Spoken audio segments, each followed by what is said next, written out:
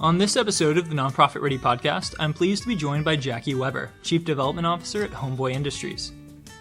Fundraising wants to develop relationships and show impact. And while you have to raise money, that is, ask for money and get money, fundraising is not a transaction-based enterprise. Welcome to the Nonprofit Ready podcast, conversations with accomplished professionals from across the nonprofit sector about what they do, why they do it, and how they make change happen. I'm your host, Justin Waddell from nonprofitready.org and the Cornerstone On Demand Foundation. And as part of Grantsmanship Month, I'm pleased to be joined by Jacki Weber, Chief Development Officer at Homeboy Industries, a nonprofit based in downtown Los Angeles providing job training positions to formerly gang-involved and recently incarcerated men and women, allowing them to redirect their lives and become contributing members of our community. Jacki is one of the key people responsible for fundraising and enabling the organization to achieve financial sustainability, and we are very happy to have her here in the studio. Jacki, thanks so much for being with us on the Nonprofit Ready podcast. Hi, thanks so much for having me. So why don't we start by telling our audience a little bit more about Homeboy Industries? So, Homeboy Industries started with the motto of nothing stops a bullet like a job. And over the last 27 years, I guess, our work has grown and it's changed. And we know that while nothing stops a bullet like a job is not what keeps a gang member out of jail. What actually keeps gang members from reoffending is healing core wounds that caused them to act out in the first place. And so before it was a thing, Homeboy was providing trauma-informed services. Before it was a thing, we were looking at the whole person rather than just the output or product of the person. And consequently, we're now in 2015 a $15 million organization that has about 40% of its revenues coming in from social enterprise, which is sales from our bakery, our cafe, catering, and so forth. But then we have $9 million of the organization. 60% of our budget is spent on programs and services that are not related to job training. So they're related to mental health, education, legal services, reunifying families, doing all of the things that help people heal so that they don't end up back in the system. Mm-hmm. And amidst all this, how did you find your way to Homeboy? So I guess I've done fundraising since my first fundraising gig was when I was in college and not so interested in actually being in college. I took a door-to-door fundraising job with a political campaign in 1988, and we passed this insurance reform proposition in California. That was probably before you were born.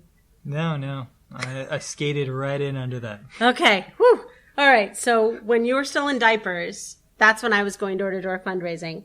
And that's when sort of the bug hit me of I could make a difference in the world with the work that I do. And indeed, every job that I've had since then has been really driven by meaning first and anything else second. So I guess when you ask about how I landed at Homeboy, I came to California in 1996 working for a tech startup. And after a couple of years of working for the tech startup, decided there was not enough meaning there, and found a job posted on an index card in a volunteer phone bank room at KCRW saying that they were hiring somebody to do fundraising and that they would train them. So I was like, well, I can do that. I've done door-to-door fundraising. I can do anything fundraising. And so I ended up working at KCRW for 10 years. And through a series of changes, I moved on from KCRW into performing arts, and I loved the performing arts. When I was in high school, I was in theater. I know how the performing arts can change people. I'm testament to that. But after a number of years of that, again, meaning came knocking on my door to say, like, really, are you spending your life raising money for the most important thing to you?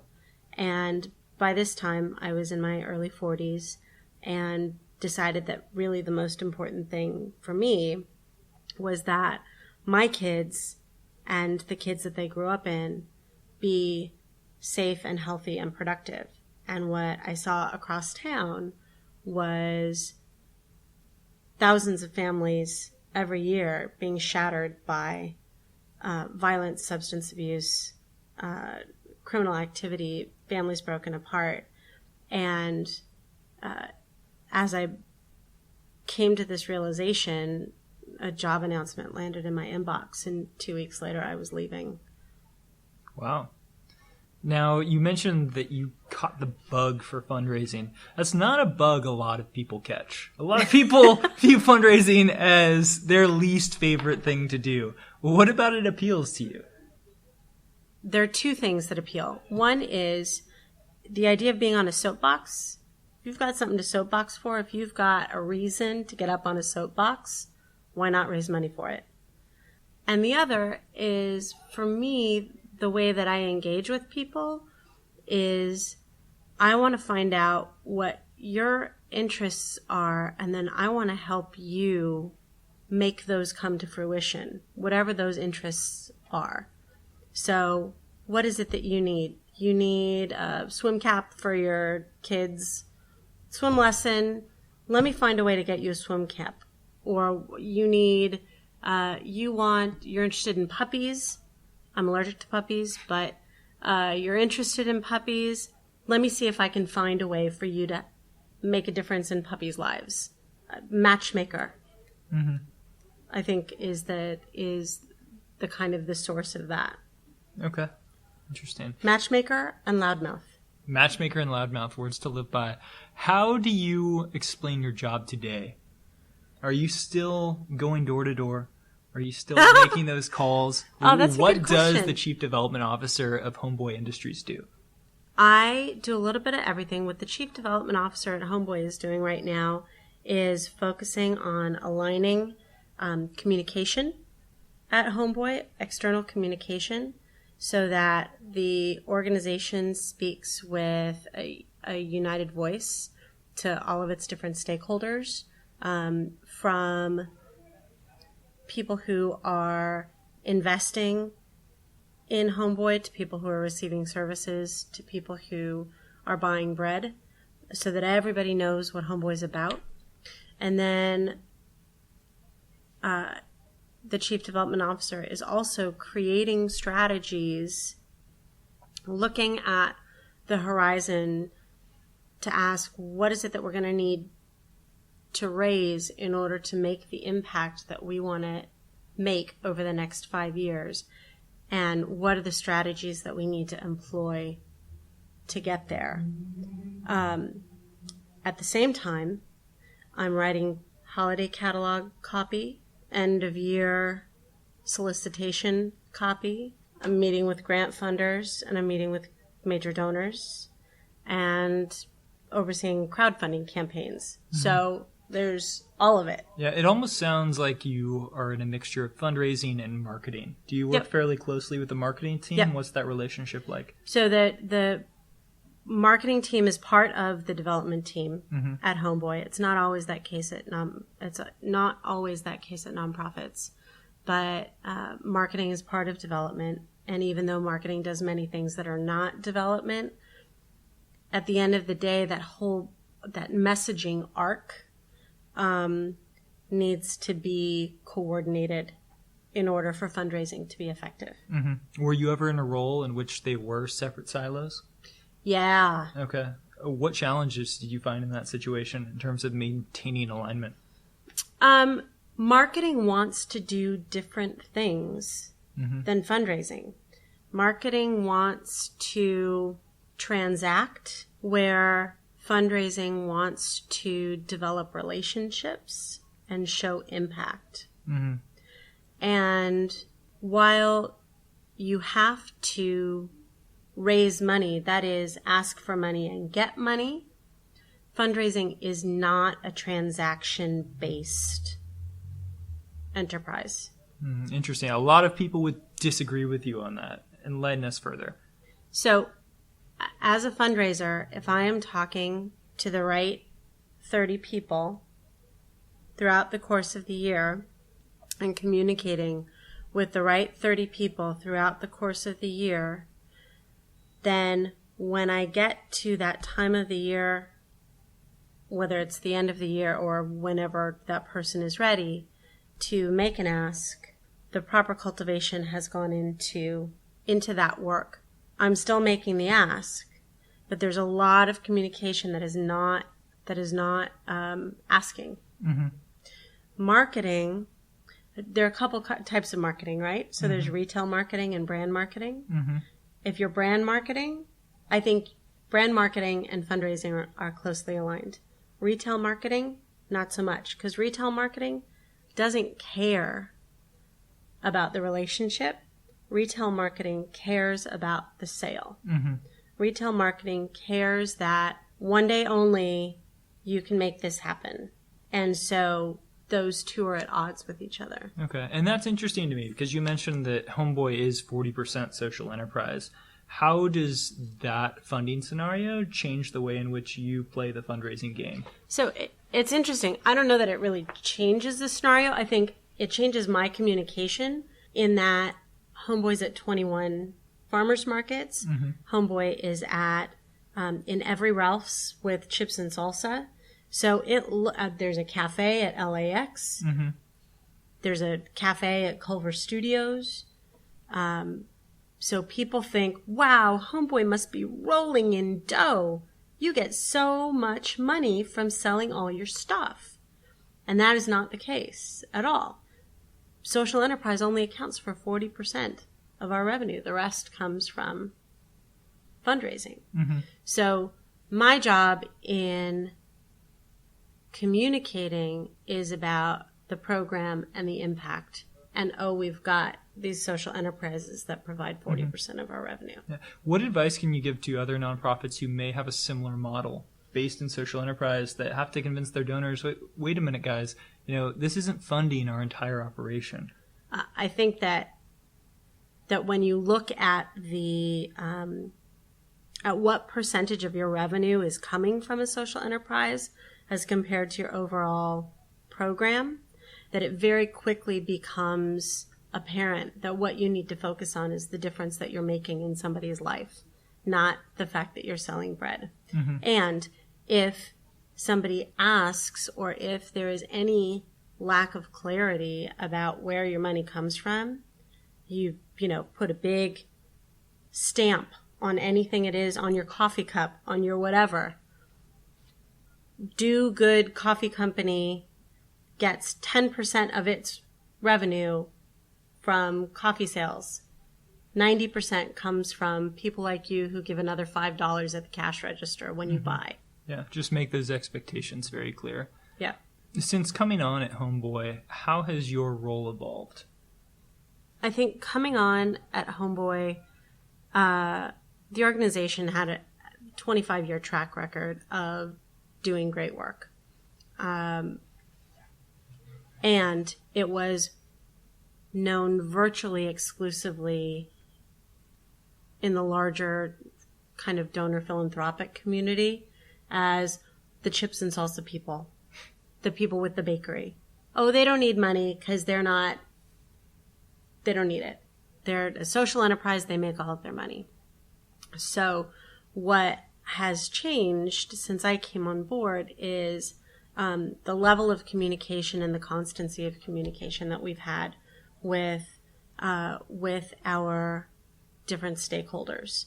And so what that means is more regular communication with donors, more regular communication with our Facebook friends and our email newsletter recipients about the impact that Homeboy makes, not about chips and salsa. And what we've found is that the more we talk about the impact that we make, the more our social enterprise revenue grows. Because people know that what we're doing is making a difference. Mm-hmm. Interesting. Now, it seems like so much of what you do is about really cultivating those relationships and not just, again, knocking on doors or banging on phone banks and figuring out if someone can give you that one-off donation. Is this something that came naturally to you, or what were some of the core learning experiences early in your career that made you realize, oh, this is how this should be done? I don't think I had any core learning experiences early in my career that said this is how things should be done. I think I learned through the School of Hard Knocks how things shouldn't be done. And for the first many, many years, I treated donors like they were ATMs because I thought my job was to get the check. Mm-hmm. And that's not my job. My job is not to get the check. The check will come from the donor. But if the donor feels like the ATM, that donor's not going to give you money again. Mm-hmm. What was your wake-up call? When I was working at KCRW and I was doing corporate support, again, my job was to get the money, get a, support for this program provided by blah, blah, blah, was to get that underwriter. And it was like radio sales. And because I'd come out of commercial radio and radio sales on the commercial side, I saw how it was done. I knew that, X number of spots for Y number of dollars. Let's make a deal. But in public radio, there was a whole contingent of people who didn't really want to make a deal. They wanted to be loved on. And what happened was those people who wanted to be loved on, after they wrote the first check and didn't write a second check, why didn't they want to be loved on? I mean, why didn't they want to renew their support? You get enough people who don't do that, who don't come back, and you go, oh, maybe I've been not doing something right. Maybe my job is not to just pull the ATM lever. Maybe my job is to look at something much longer, look at a much longer arc of relationship development. And indeed, as I've gone now over the course of the last 10 years, any sort of fundraising 101 seminar or donor cultivation seminar will generally speaking tell you that if you look at a donor, you look at a person like a clock, a fundraiser like a clock, you spend 11 hours on that clock developing the relationship. Solicitation is 1 hour out of 12. The other 11 is cultivation. Mm-hmm. Which, if you look at it from a personal perspective, it's about identifying common ground, understanding how somebody wants to make a difference in their life, with their giving, helping them find a way to make a difference, showing them that their contribution made a difference, inviting them down to meet the people who have been affected by their contribution. Oh, and can we ask for your support again this year? Mm-hmm. Seems like this takes a lot of patience. Are there a particular set of skills that you feel people working in development need to have to be successful? Meditation. You need to mindfulness. Develop a mindfulness practice. That's really important. I think skills for anybody who's doing development, I think the most important thing is if you're going to do fundraising, to be able to be 100% invested in what you are asking support for, because donors can smell inauthenticity. Mm-hmm. And then the second thing is when you say you're going to do something for a donor, with the donor, to a donor, you then need to follow through with that. There's no drop in the ball. So a commitment to follow through is critical. Patience is critical. Asking is critical. That does it. Okay. Now, how big is your team? There are 9 of us. There are 9 of you. And are they all... That's marketing and development. That's marketing and development. Of those 9, are they all focused on different segments of your fundraising? I have 2 people on marketing. I have 1 person on foundation work. I have 1 person on sort of entry level, giving more public campaigns. I have 1 person on events. And then I have 1 to 2 people on just database entry. Mm-hmm. We had 7,000 donors last year. Wow. So 7,000 donors, each one potentially with the request that you need to follow through on. How do you manage that? Well, delegate is the big thing. I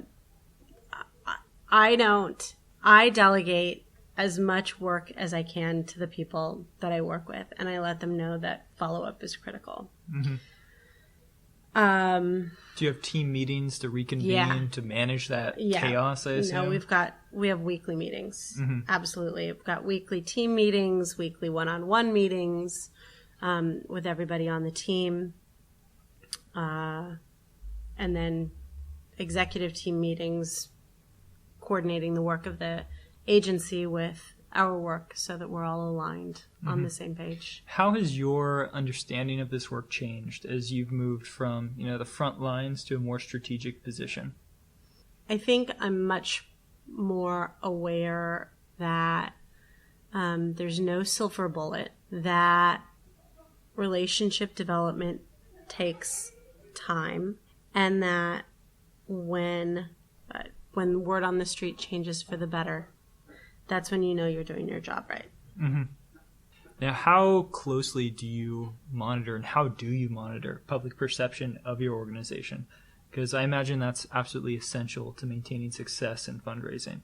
Yeah, so we have, we've got a Facebook following of 135,000 people, and I've got a social media team that's on that. Those are all fans, right?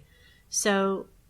So for me, I think because Homeboy is such a grassroots organization, meaning that it's such a public organization. I don't mean grassroots like there are people all over doing work, but there are people all over who consider themselves champions of the cause, that I'm just in regular conversation constantly with all of them.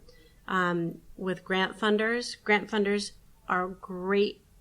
Foundation funders are great sounding boards because they are often your worst critics and most loyal supporters at the same time. I think I've got a dozen foundation funders who I am most grateful for the kind of skepticism that they bring to the organization, and that they continue to fund us means we're doing well. Mm-hmm. Yeah. Okay. I like it. You mentioned that, you have people working on social. You have people working on constantly managing data entry, and I'm assuming taking care of the online portion of your fundraising. A lot has changed in terms of the technology we have at our fingertips. How have you seen that help what you do, and where do you see it going in the future? So I think that I am so grateful. As I mentioned, 7,000 donors last year. There's no way we would have had that number of donors without technology being where it is today. I think the ease of being able to make a donation to an organization, to a nonprofit in a single step on a single web page, I think that's huge. I think the ease of making monthly donations, of signing up for monthly donations, is huge. And I think going forward, we have challenges. I look at my inbox every day, my Gmail inbox every day. And there are 300 messages from people asking me for stuff and people wanting to buy stuff. I think that cutting through the clutter of that is going to be a challenge that we need to continue to address. So I think that while technology will help broaden the pipeline for initial stage entry donors, I don't think that technology is really going to play a role in continued relationship with those donors, because that's going to continue to be about relationship. And Facebook likes are one thing, but commitment in thousands of dollars is quite another. Where do you see your role evolving in the coming years? My priorities are in traditional planned giving and major gifts work that will truly move the needle on long-term sustainability for the organization.